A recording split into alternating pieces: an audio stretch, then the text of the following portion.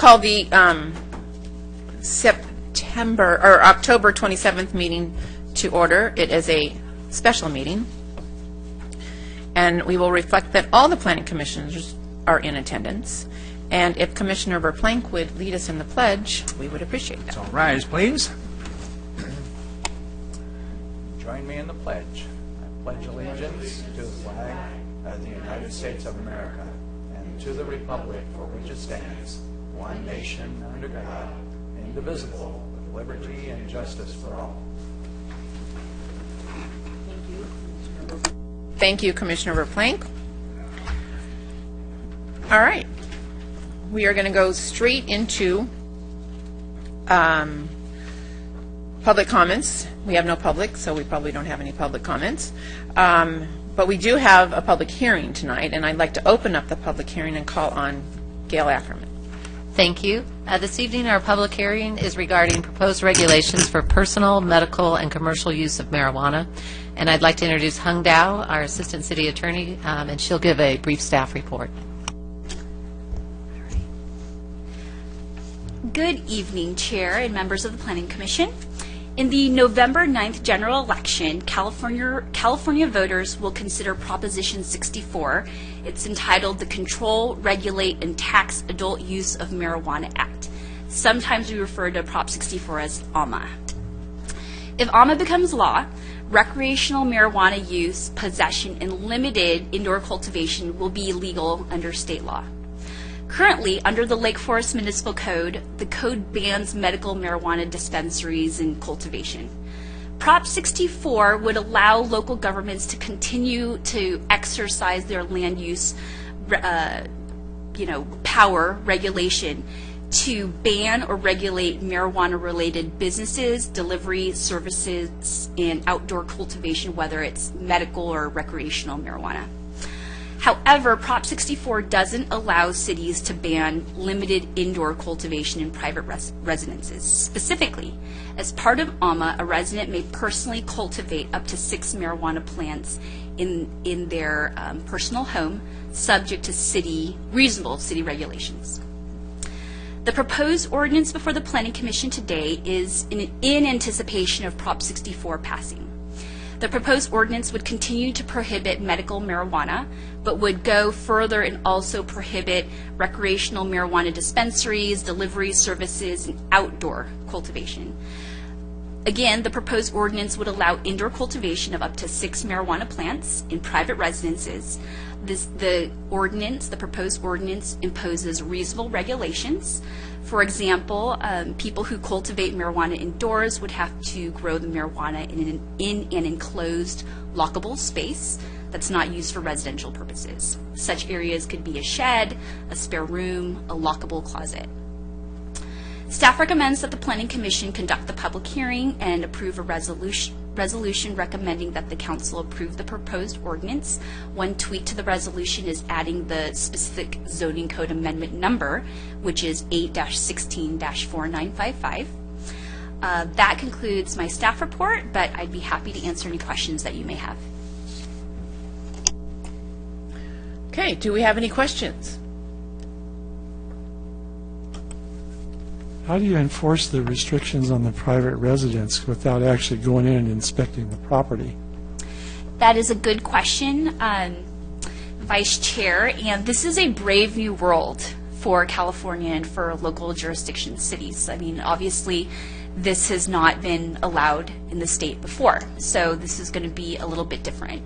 I would imagine, and again, this is just kind of speculation because we haven't had to deal with this before, that it would be like a typical code enforcement case where somebody would complain and say, hey, this guy is growing 10 marijuana plants and I could see right through his window and there it is.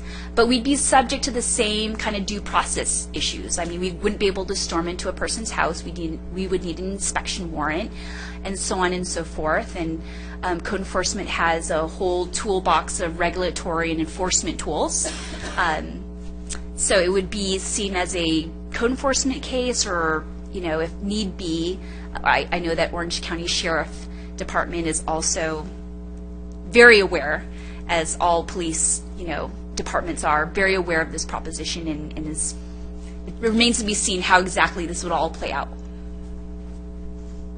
Yeah, it seems kind of interesting, unless they're registering that they're growing it or something else, I mean, how do you even know it's there? You're right, until somebody complains about it. So I guess we're going to depend mostly on complaints for the enforcement. Is that the way it's going to come down?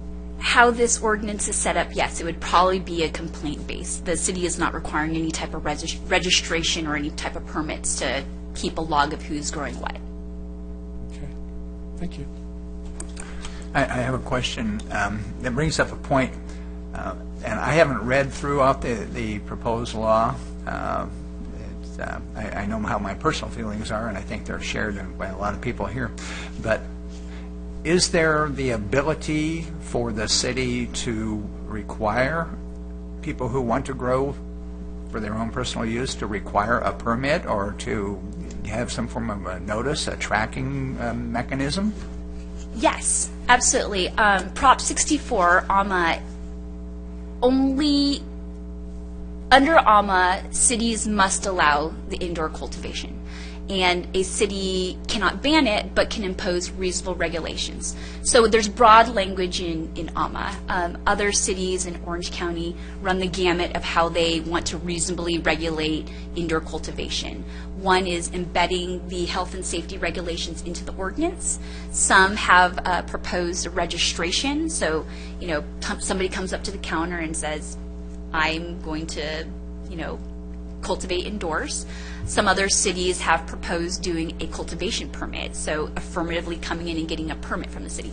So it does run the gamut of how cities want to regulate indoor cultivation. If I could add to that, we talked about some of the options the city would have, and one of the concerns is that if we have a permit or some other regulation for the city, someone could come to the city under a public records request and request the addresses and the permits for this particular thing, and then you would have a nice map of what's going on in your neighborhood.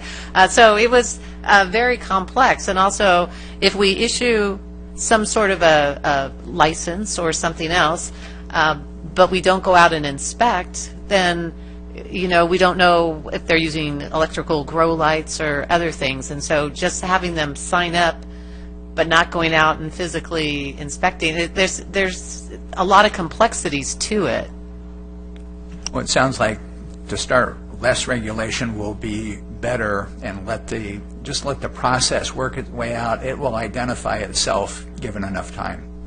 That's a good point. We can always amend the regulations, but this we thought was a good starting point. A couple things. The transportation of, so somebody's got their 6 plants and they're going to go over to somebody else's house and whatever they're going to do with it. What's the stance on that? I don't know if we have a city ordinance for that or under this new law. Is there something about that? So Prop 64 allows the transportation of marijuana, 6 plants or 28.5 grams of marijuana. If you're transporting it in a car, it cannot be an open container, similar to you can't have an open container of alcohol in your car.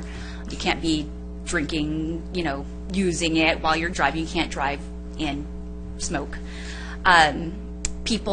Individuals would be able to possess on their body, in a bag or in their pocket, up to 28.5 grams of marijuana.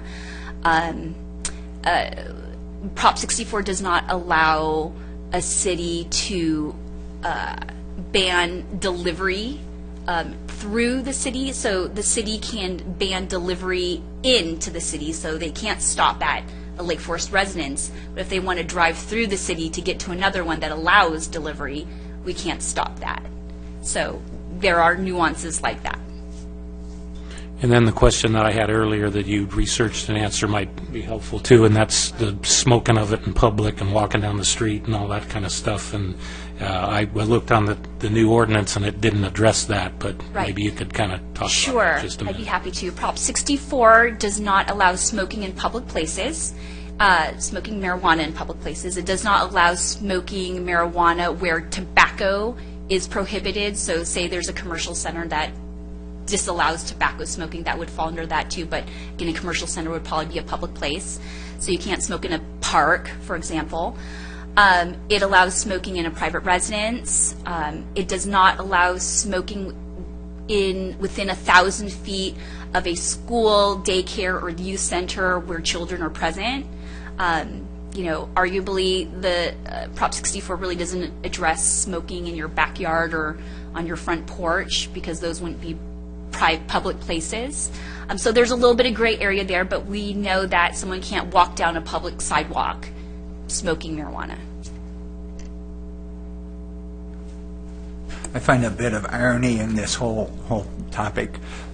We have a contingent in Sacramento that wants to ban tobacco use completely, and here we are talking about marijuana. I don't know. Now, I think I read correctly when I read through the material that we're still not going to allow anybody to commercially sell marijuana within the city, or they can't do anything like that, even if it's legalized. That's correct, Vice Chair. Some cities may choose to allow recreational marijuana dispensaries to crop up. This ordinance proposes a ban on that, so that would not allow it. And even if a city chose to allow recreational marijuana dispensaries and retail, it wouldn't come online legally until 2018, when the state promulgates state regulations and permitting. So you're not going to see legal recreational dispensaries until 2018. Because one of the things that's irritated me to no end is to drive up the 55 freeway and you see this giant billboard sign advertising a marijuana dispensary in Santa Ana. I would never want to see that in Lake Forest. To me, that's just tacky beyond belief.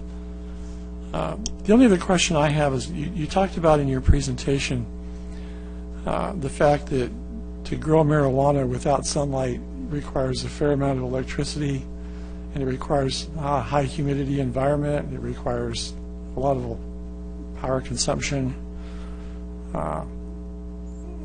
It seems to me like that gets a little more complicated than just putting a grow light on a few plants and hoping it grows. It sounds like it's a fairly sophisticated process to grow marijuana and do it successfully. Is that, in your experience, is that true? In my experience, this is an interesting question. First, I will say I don't have experience, so let me get that on the record. I didn't think you had experience, but you talk to a lot of people. So. Right. Vicarious experience. From what I understand in reading the literature on this, growing marijuana isn't a simple task. It probably involves specialized lights and moisture, temperature, so on and so forth. There are portions of the ordinance, the reasonable regulations, that require the building and any changes to the house to be up to code with the building codes and the zoning code. So even if people are putting wiring or water facilities in their home, I'm not exactly sure what it all entails. It would have to be up to snuff with the municipal code. So as soon as they file a building permit for that, now it's public record. Now you can find them. I think a building permit is just a building permit. I'm not sure if it's for what purpose. Right, I think what they'd filed, it may be an electrical permit. Typically, it would be something that they're just plugging into an existing electrical outlet, but if they had to increase the amperage or something, it would require an electrical permit. But I don't believe on the permit someone would say for purposes of growing 6 plants. But you always have a permit, somebody's got to go inspect it. But I guess my concern is that however we implement this, it doesn't expose children to the marijuana situation. It sounds like the ordinance pretty well controls that, but that's one of the things that's been one of my concerns. If they decide to legalize this, it certainly exposes children to a risk that they don't have now. So first of all, these people do it illegally, but anyway, thank you for answering the question. And then typically after, a proposition passes, you might have lawsuits to, find it illegal, whatever it is. Okay. So beyond that, what is the, of us, let's say, having a city ordinance that prohibits dispensaries and all that stuff from somebody filing a lawsuit that says, hey, wait, this proposition passed, so we should be able to open this dispensary in the city of Lake Forest, so we're going to sue the city and whatever it is. How does that work? Or Sure. Is that something maybe it's beyond our control, but Sure, how does that go? Commissioner, thankfully, Prop 64 has clear terms in the language that enables the city to retain its land use control. So it very clearly says the cities, the jurisdictions can do this or can do that, can ban this or can ban that. That has not always been true of some of the other marijuana ballot measures. The Marijuana Program Act is one of them and the precursor to that. After the previous medical marijuana ballot measures passed, cities were in a flux of, can we use our land use controls? And there was a lot of litigation, and it was decided by the California Supreme Court that yes, cities retain their land use control to be able to regulate medical marijuana dispensaries. We don't foresee that being a problem here because Prop 64 is more clear than previous marijuana ballot measures and says, yes, the local jurisdiction has authority to ban, retail, recreational and medical marijuana dispensaries, retail, facilities and so on and so forth. So, while we can't, say with certainty that no one's going to sue or no one's going to, file something, at least we have some express language to fall back on versus what we had previously. One last question, and I'll quit.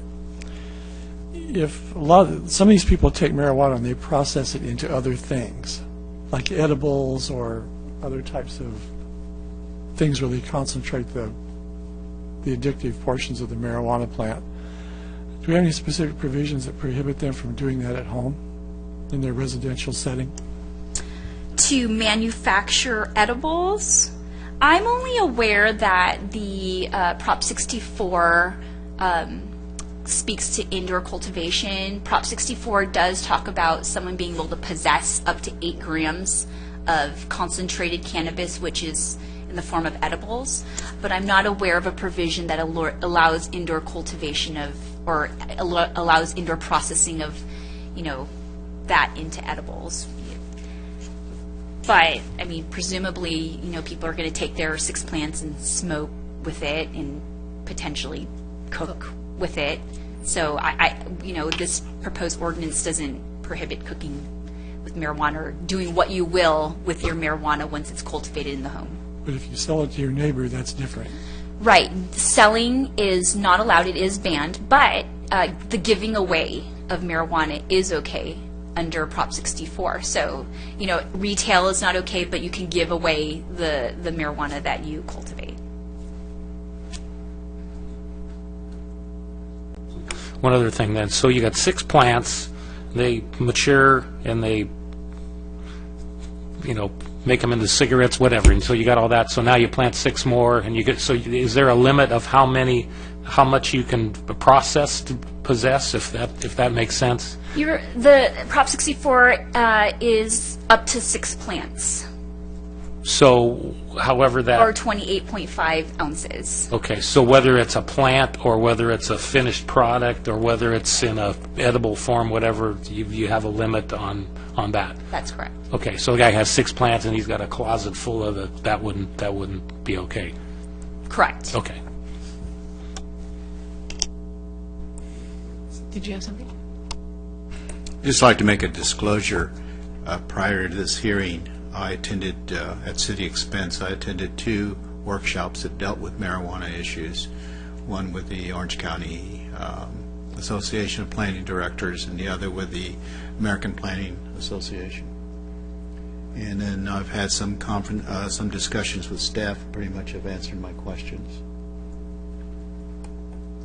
I was a little worried about your disclosure there, so thank you for that.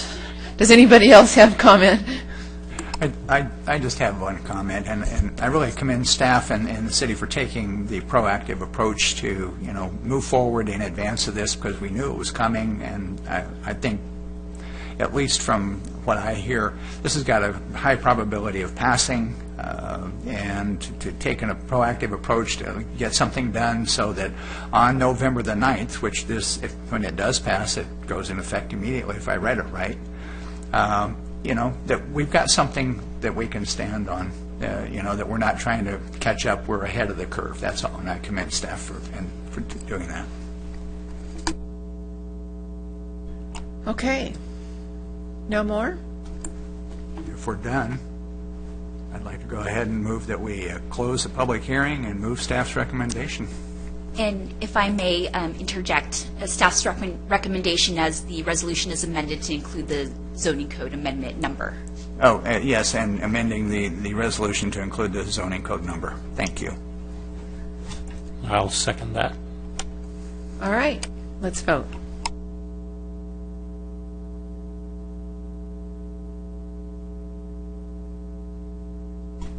Motion carries.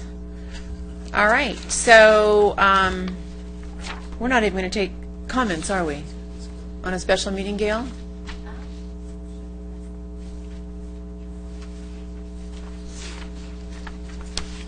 Does anybody have any Yes. comments that they need to make?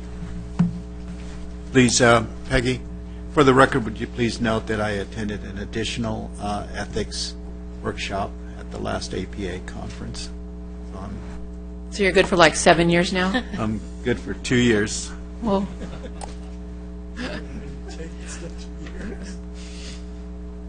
I know that.